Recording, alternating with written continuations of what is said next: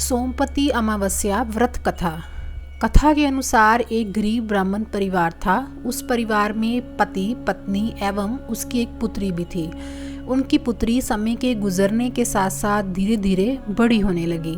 उस पुत्री में बढ़ती उम्र के साथ सभी स्त्रियोचित सगुणों का विकास हो रहा था।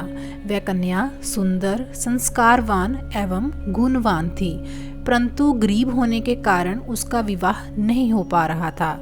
एक दिन उस ब्राह्मण के घर एक साधु महाराज पधारे। साधु उस कन्या के सेवा भाव से अत्यधिक प्रसन्न हुए। इस कन्या को लंबी आयु का आशीर्वाद देते हुए साधु ने कहा कि इस कन्या के हाथ में विवाह योग्य रेखा नहीं है। तब ब्राह्मण दंपति ने साधु से इसका उपाय पूछा। कन्या ऐसा क्या करे कि उसके हाथ में विवाह योग बन जाए।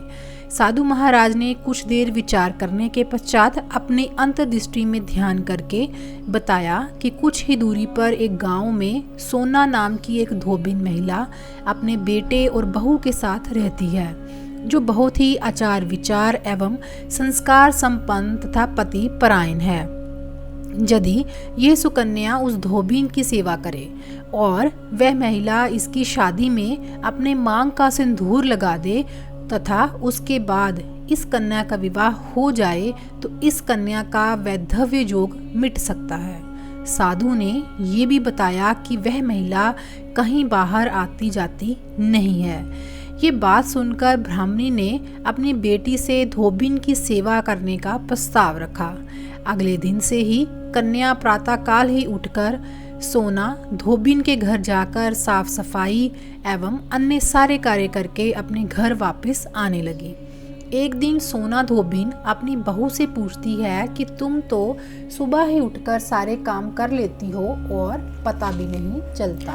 बहू ने कहा, माँ जी, मैंने तो सोचा कि आप ही सुबह उठकर सारे काम खुद ही खत्म कर लेती हैं, मैं तो देर से उठती हूँ। ये सब जानकर दोनों सास बहू घर की निगरानी करने लगी कि कौन है जो सुबह ही घर का सारा काम करके चला जाता है।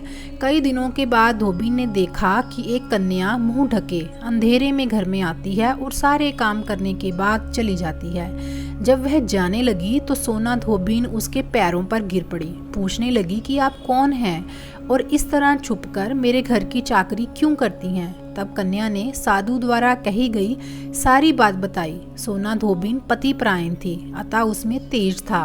वह तैयार हो गई। सोना धोबिन के पति थोड़ा अस्वस्थ थे। उसने अपनी बहू से अपने लौट आने तक घर पर ही रहने को कहा। सोना धोबिन ने जैसे ही अपनी मांग का संदूर उस कन्या की मांग में लगाया, सोना धोबिन का पति मर गया। उसे इस बात का पता चल गया। वह घर से निराजल ही चली थी। ये सोचकर कि रास्ते में कहीं पीपल का पेड़ मिलेगा तो उसे भंवरी देकर और उसकी परिक्रमा करके ही जल ग्रहण करेगी। उस दिन सोमपति अमावस्या थी। ब्राह्मण के घर मिले पुए पकवान की जगह उसने ईंट के टुकड़ों से 108 बार भंवरी देकर 108 बार पीपल के पेड़ की परिक्रमा की और उसके बाद जल ग्रहण किया। ऐसा करते ही उसके पति के मृत शरीर में वापस जान आ गई और धोबिन का पति फिर से जीवित हो उठा।